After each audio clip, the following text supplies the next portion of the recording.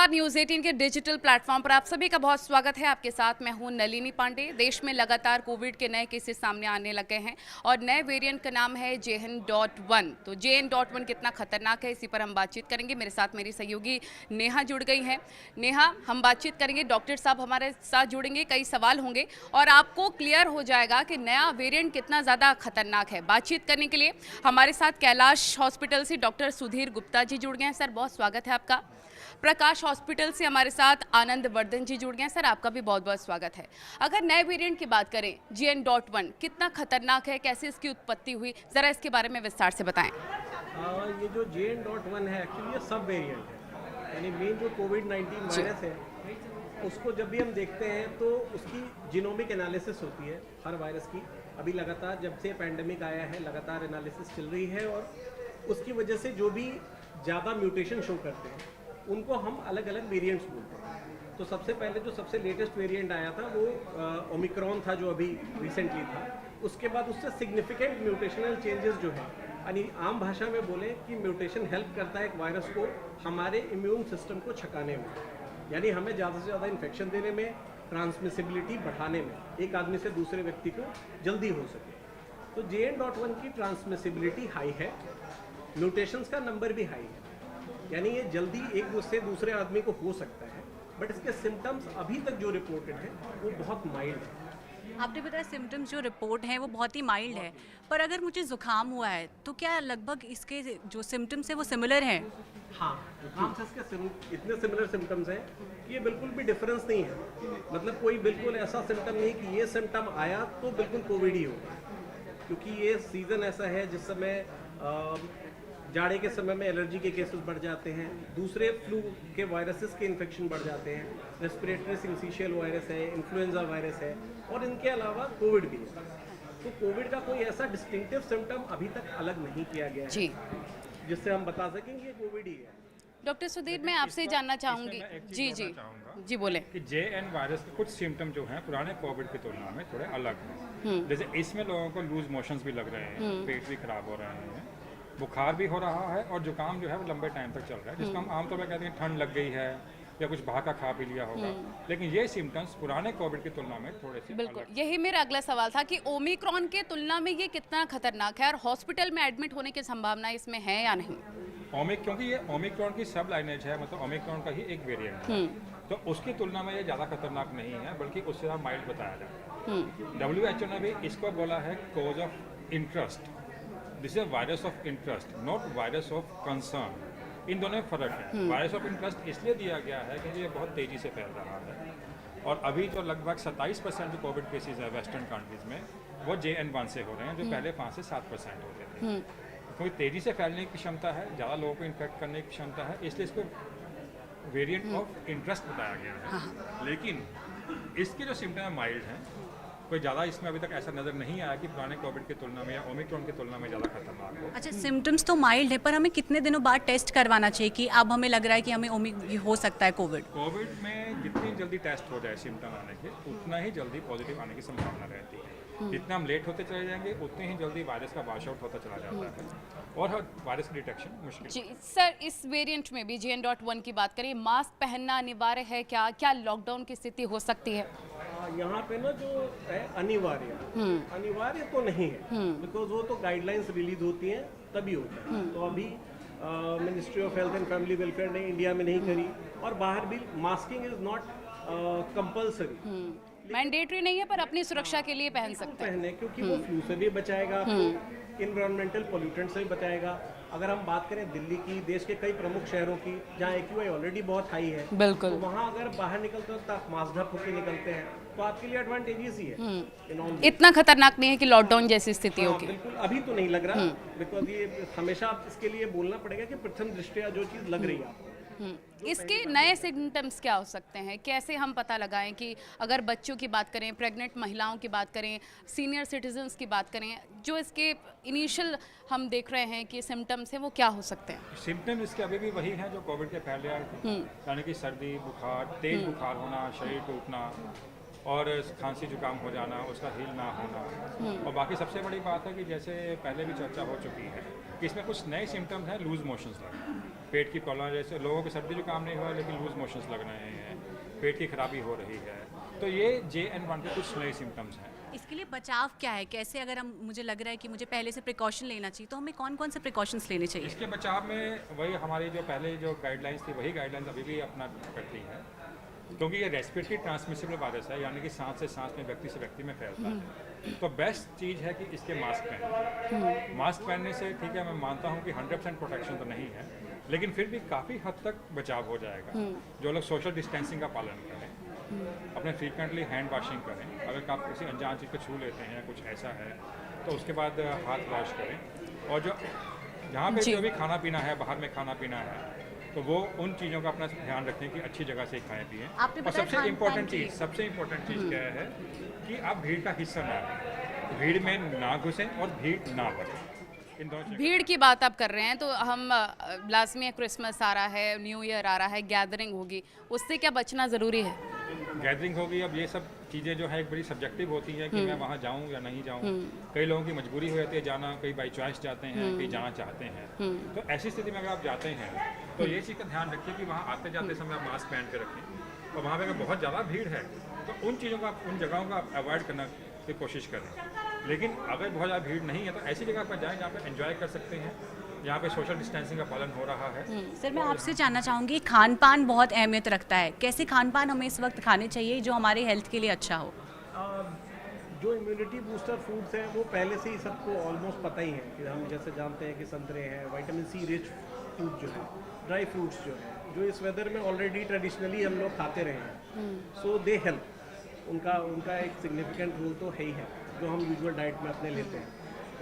चाहे तो उसके अलावा अब ऐसे अलग से कोई गोलियां ले रहे हैं, दवाइयां ले रहे हैं इम्यूनिटी के लिए, दैट इज़ नॉट एडवाइजेबल। आप नॉर्मल जो डाइट है आपकी, जो हमारी ट्रेडिशनल डाइट है टाइम टू टाइम, जो हमारे स्पाइसेस हैं, जो हमारी डाइट है, जो हमारे ड्राई फ्रूट्स हैं, जो विटामिन सी रिच फ्रूट्स हैं, ग्रीन लीफी वेजिटेबल्स हैं, वो सारे एंटीऑक्सीडेंट से प्रचुर मात्रा में पाए जाते हैं। उनमें विटामिन सी है, तो they are supposed to be immune boosters. But having said that, immunity बहुत अच्छी तरह से बूस्टेड भी है। इसका मतलब ये नहीं कि इन्फेक्शन आपको नहीं होगा। इन्फेक्शन का होना और बीमारी का सीवियर होना दोनों बिल्कुल अलग अलग बात है।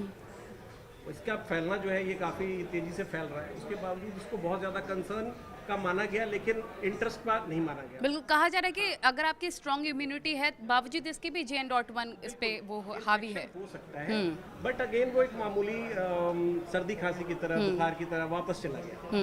तो उसने आपको कोई खास फर्क नहीं डाला, क्योंकि कोविड में हमने देखा है कितनी विभीषिका हमने देखी है हॉस्पिटल्स के अंदर।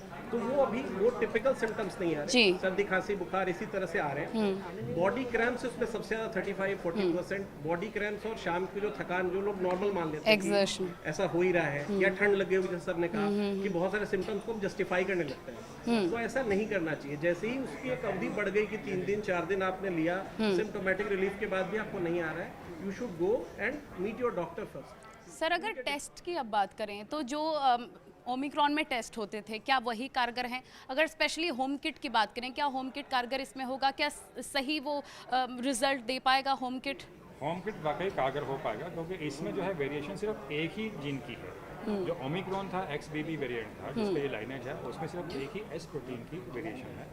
इसे जो टेस्ट होते हैं वो सब जो पहले चल रहे थे, जो होम किट है, तो मेरे हिसाब से वो भी इसको डिटेक्ट करेगी, और इसमें कोई वेरिएशन आने की संभावना कम है। कारगर होगी प्रोवाइडेड कि हम इसको सही समय पर टेस्ट करें, तब टेस्ट करें जब सिम्टम्स ज़्यादा हैं। ये नहीं कि सिम्टम्स हुए, अपने को हफ्ता हो गया, 10 दिन हो गए, उसके बाद हम टेस्ट कर रहे हैं, तो उस समय तो वैसे भी कोविड नेगेटिव आने की संभावना रहती है जब सिम्टम्स रह जाते हैं। शुरू में टेस्ट करेंगे तो उसकी पॉजिटिव आने की पॉसिबिलिटी ज़्यादा। स्टीम कितना इम्पॉर्टेंट है इसमें?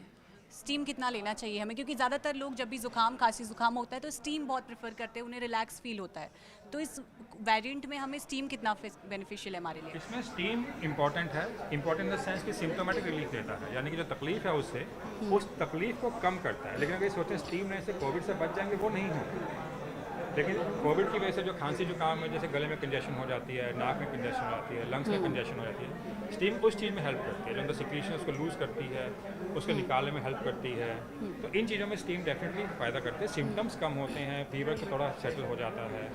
लेकिन कोविड से बचेंगे, सोचेंगे स्टीम ले ली और स्टीम से कोविड मर गया, तो ऐसा नहीं है। उसके सिम्टम्स डेफिनेटली कम हो जाए। सर अगर वैक्सीन की बात करें हम वैक्सीन की, तो क्या जिन्होंने बूस्टर डोज लगवा लिया है वो काफ़ी है, या फिर अब नए वैक्सीन के बारे में सोचने की ज़रूरत है नए वेरिएंट के साथ? है इसका आंसर जो है उसका एविडेंस, यानी जो वैक्सीन की जो एफिकेसी होती है इसके लिए ना काफ़ी डेटा चाहिए होता है कहने के लिए।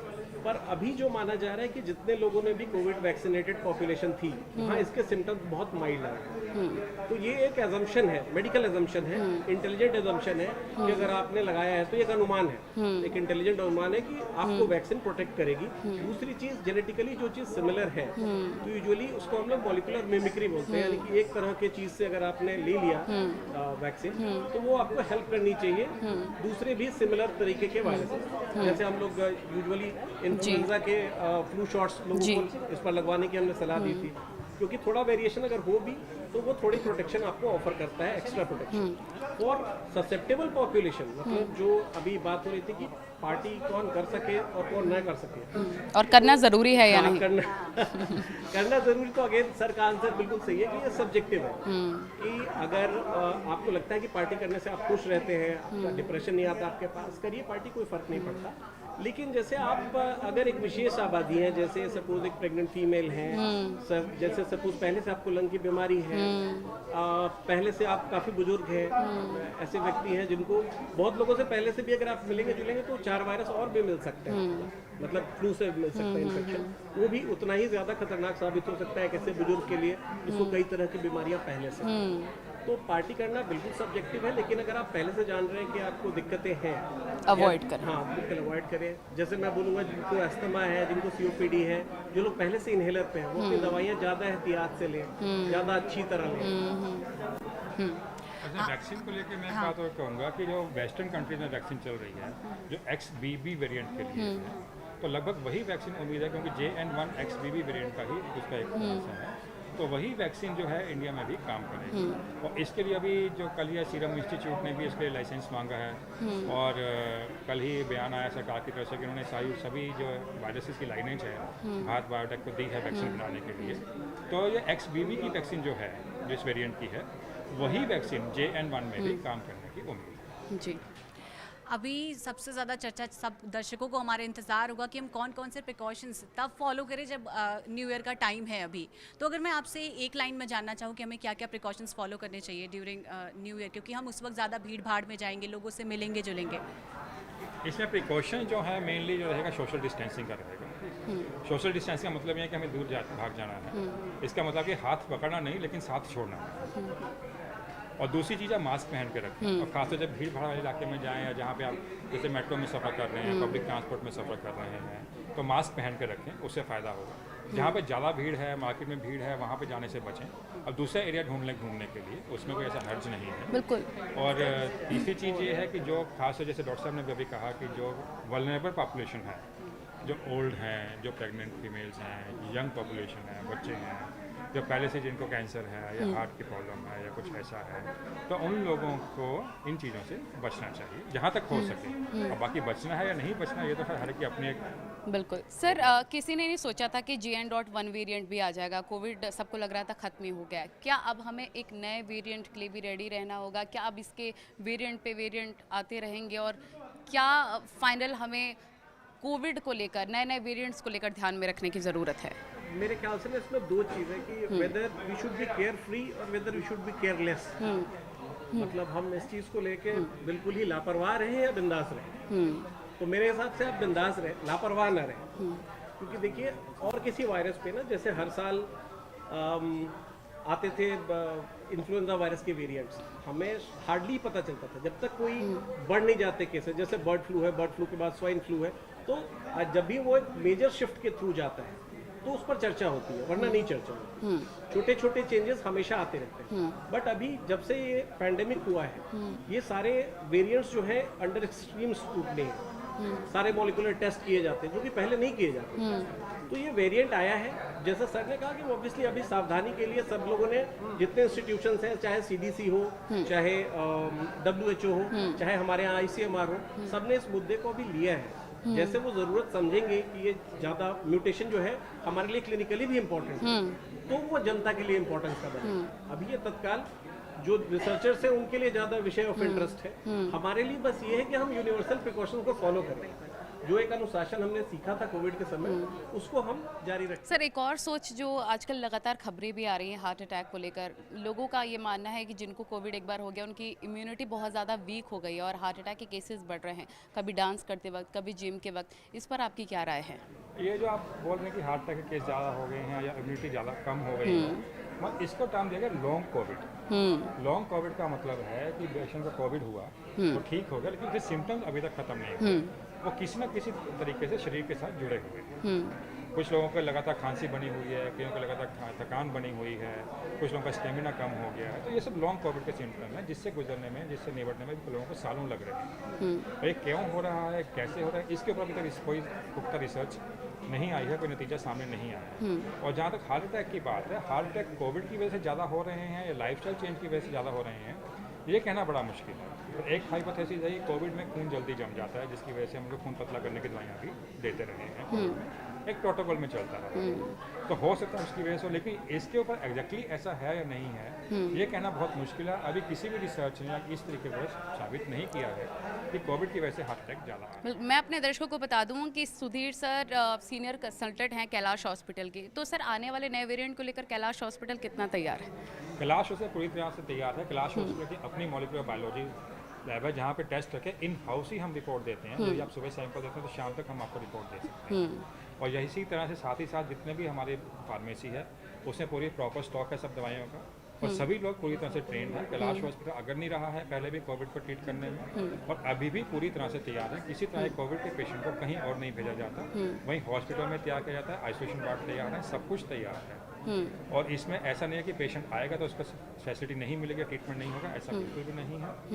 और इसमें कैलाश हॉस्पिटल की तरफ से कोई कमी नहीं छोड़ी। बिल्कुल, हमने देखा था सर सिलेंडर्स की बहुत, ऑक्सीजन सिलेंडर्स की कमी हो गई थी, बेड की कमी हो गई थी, हॉस्पिटल्स पूरी तरीके से ओवरफ्लो हो गए थे, हॉस्पिटल्स में बेड्स की कमी होने लग गई थी। प्रकाश हॉस्पिटल की अगर हम बात कर ले, कैसी खास तैयारियां हैं पेशेंट को आरामदायक बेड हो सके, एक्स्ट्रा सुविधा हो सके, टेस्टिंग को लेकर बात करें, कैसी तैयारियां हैं? वहाँ जैसे सर ने बोला कि स्टैंडर्ड प्रिपरेशंस कोविड के बाद से हर जगह ही है। इनफैक्ट प्रकाश ने अपनी ऑक्सीजन प्लांट भी लगा रखा है इसी काम के लिए, क्योंकि वो उस समय एडवाइजेबल था हर हॉस्पिटल को ना, बाद में एडवाइस किया गया था इस कमी को देखते हुए। तो आई थिंक वो एक वेकअप कॉल था सारे हॉस्पिटल्स के लिए। जी। और प्रकाश ने उसमें काफ़ी हद तक आईसीयूज रेडी है, अलग से आईसीयूज में आइसोलेशन वार्ड्स रेडी है अगर ऐसी कोई चुनौती हमारे सामने आती है तो। क्योंकि पिछली कोविड ने हमें काफ़ी कुछ सिखाया है कि कैसे प्रिपेयर्ड रहें और कैसे केसेस को ट्राइज करके जल्दी हम ट्रीट कर सके। तो क्योंकि hospitalization always moderate to severe cases के लिए ही होता है, वाइल्ड केसेस जो है अभी भी घर पे ही ट्रीट होते हैं। कोई सवाल नहीं? ठीक है सुधीर जी, बहुत शुक्रिया आपका न्यूज़ 18 में आने के लिए और दर्शकों को तमाम जानकारी देने के लिए। आपका भी बहुत बहुत शुक्रिया। नया वेरिएंट JN.1 बहुत ज़्यादा खतरनाक नहीं है जैसा डॉक्टर साहब ने बताया, लेकिन हाँ precaution is better than cure, तो उस पर ज़्यादा ध्यान रखें, लाइफस्टाइल अपनी बेटर करें और डाइट का भी खास ख्याल रखें।